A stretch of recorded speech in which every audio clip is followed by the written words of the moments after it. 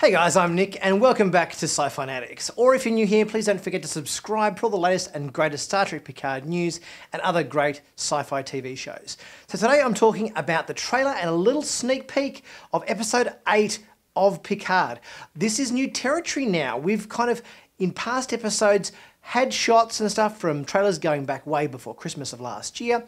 We kind of knew what was coming, but now in these trailers, we're seeing brand new footage we have not seen before. So it's important to take a look and see what this episode coming up has to offer. What you are about to experience will drive you mad. We face a powerful enemy. What is happening on this cube? Something far worse is coming. Do you believe in hell? Neither did I. Until I saw it. Unless we act quickly. Hell will come again.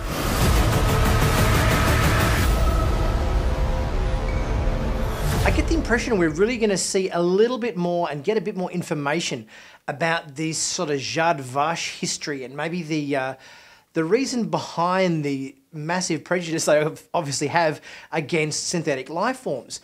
We've got shots of this religious group that's kind of in a circle, sort of like ancient sort of Romulan monks or something. So it definitely seems like there's a bit of history that's going to come our way in this coming episode. Initially, I thought this group might have been this conclave of 8 that we've heard Raffi talking about in the past.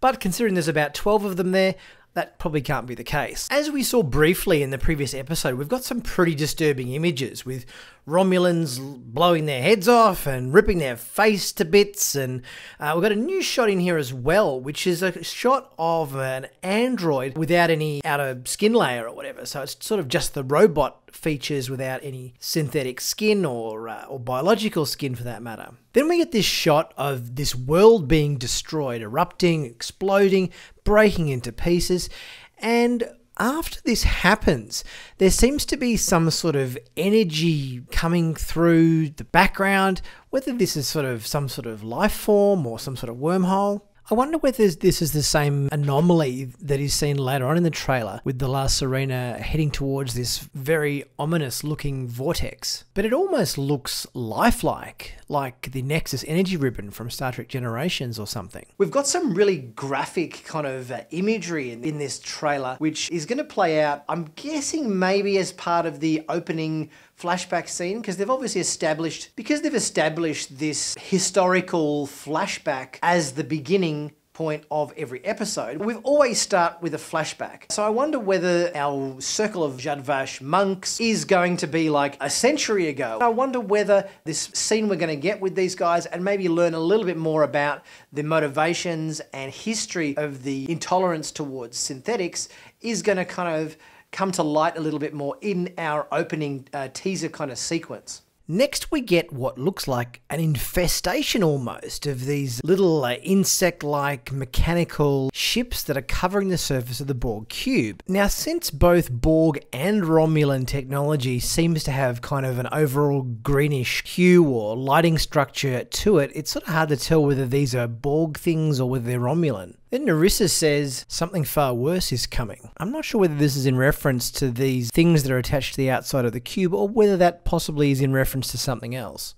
I'm not sure what's going on this Borg cube, but whatever it is, it's warranted the attention of quite a sizable Romulan fleet of ships, which seem to be warping into the cube, maybe for support, to combat whatever's going on here. Next, Rios opens up a box and has a peek inside. Jurati seems to have come out of her coma and is having a bit of a heart-to-heart with Picard, clearly talking about her vision that she saw from Commodore O. She says to Picard, "Do you believe in hell?" He clearly says no, and then she says, "Neither did I until I saw it. Unless we act quickly, hell will come again." So Jurati is clearly very afraid and very disturbed by these images that O has placed inside her mind. Jurati has come out of her coma, so it will be very interesting to see what her excuse is as to why she decided to poison herself.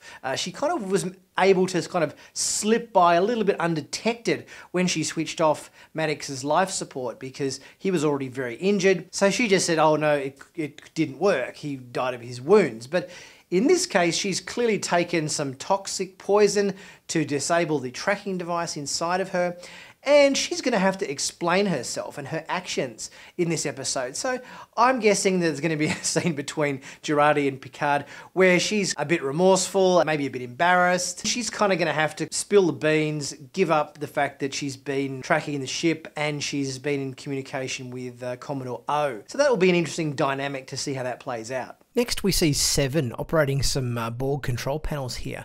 I wonder whether this is inside the Queen cell and she's activating the spatial trajector to enable her and Elnor to escape. We've got a bunch of XBs here swarming somebody that's lying on the ground. Maybe they're having a bit of a tickle fight with somebody, or maybe they're kicking the shit out of Narissa. Fingers crossed.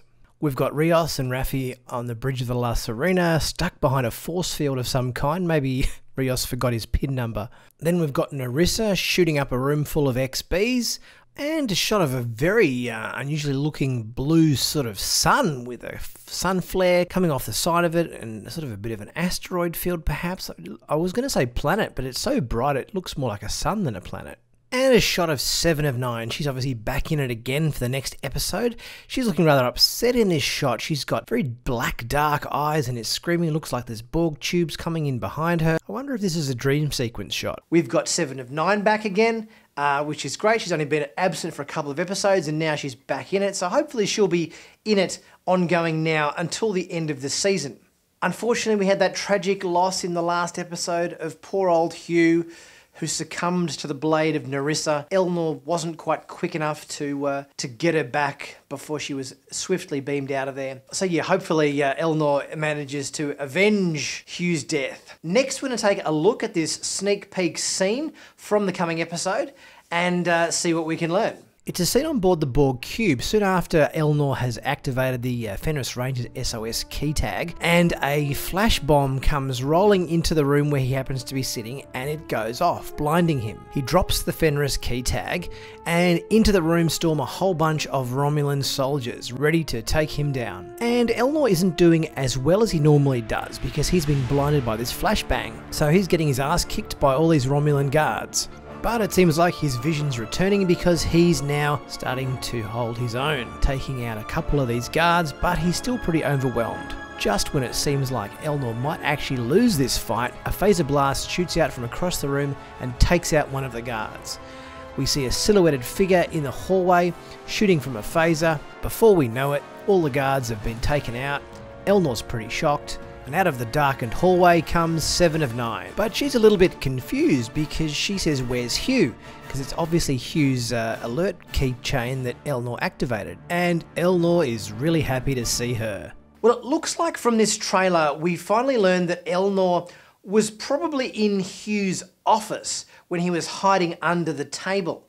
And this little Fenris Rangers keyring thing was obviously on a hook or something underneath Hugh's table in Hugh's office. It wasn't really clear in that last episode that he was in fact in Hugh's office. He just sort of seemed like he was in a random hallway or corridor or somewhere.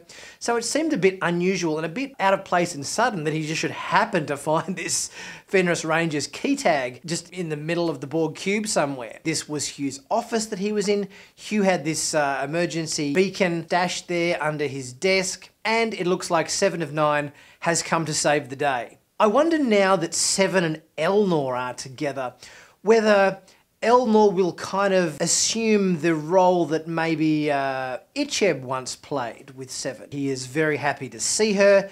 She's come to his aid. Maybe 7 will take Elnor under her wing a little bit in this episode or even subsequent episodes. 7 was never one for not speaking her mind. She always blurted stuff out, whatever she happened to be thinking. It's that kind of Borg efficiency in her. So maybe this Kawat Malat way of absolute candour that Elnor lives by will kind of be compatible with 7's very candid and analytical thinking. So these two might work well together. So we're certainly getting to the business end of the season. We've only got 3 episodes to go. The story is really ramping up.